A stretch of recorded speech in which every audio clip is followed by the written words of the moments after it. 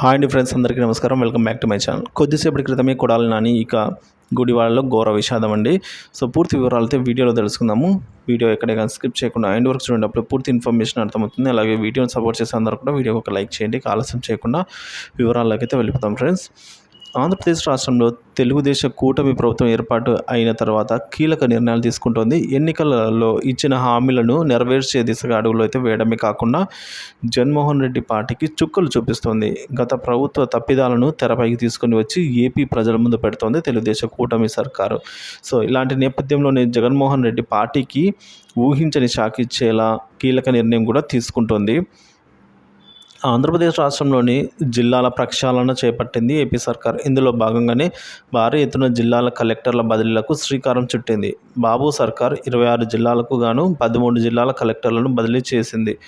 జీఏడీకి 6 జిల్లాల కలెక్టర్లు బదిలీ అయ్యారు. గత వైసీపీ ప్రభుత్వంలో విపరీతమైన అవినీతి ఆరోపణలు ఎదుర్కొన్న కలెక్టర్లందరినీ కూడా జీఏడీకి పంపింది బాబు సర్కారు. విశాఖ భూ కుంభకోణంలో ఆరోపణలు ఉన్న వారిని అందరినీ కూడా విశాఖ కలెక్టర్ అయిన మల్లికార్జున్ గా అయితే ఉన్నారు. సో ఆయనను కూడా బదిలీ చేపట్టింది. సో ఆంధ్రప్రదేశ్ రాష్ట్ర మాజీ సీఎస్ జవహర్ రెడ్డి భూ దోపిడీకి మల్లికార్జున్ సహకరించారనే ఆరోపణలు ఉన్నాయి.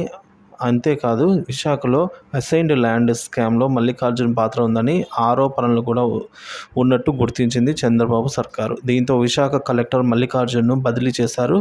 అటు ఉమ్మడి జిల్లా జేసీగా ఉన్నప్పుడు మాధవీలతపై భారీ అవినీతి ఆరోపణలు ఉన్నట్టు గుర్తించారు. మాజీ మంత్రి కొడాలి నాని అక్రమాలకు వత్తాసు పలికారని మాధవీలతపై కూడా అభియోగాలు అయితే వస్తున్న నేపథ్యం అండి. సో అమరావతి రైతుల పాదయాత్రను తూర్పుగోదావరి జిల్లాలో అడ్డుకున్నారట మాధవీలత గారు. సో దీంతో మాధవీలతపై వేటు వేశారు. అటు మాజీ సీఎం జగన్ ప్రైవేటు సంస్థలకు సహకరించేలా ఉత్తర్వులు ఇచ్చారని షణ్మోహన్పై విమర్శలు వచ్చాయి. దీంతో షణ్మోహన్పై కూడా వేటు వేశారు చంద్రబాబు.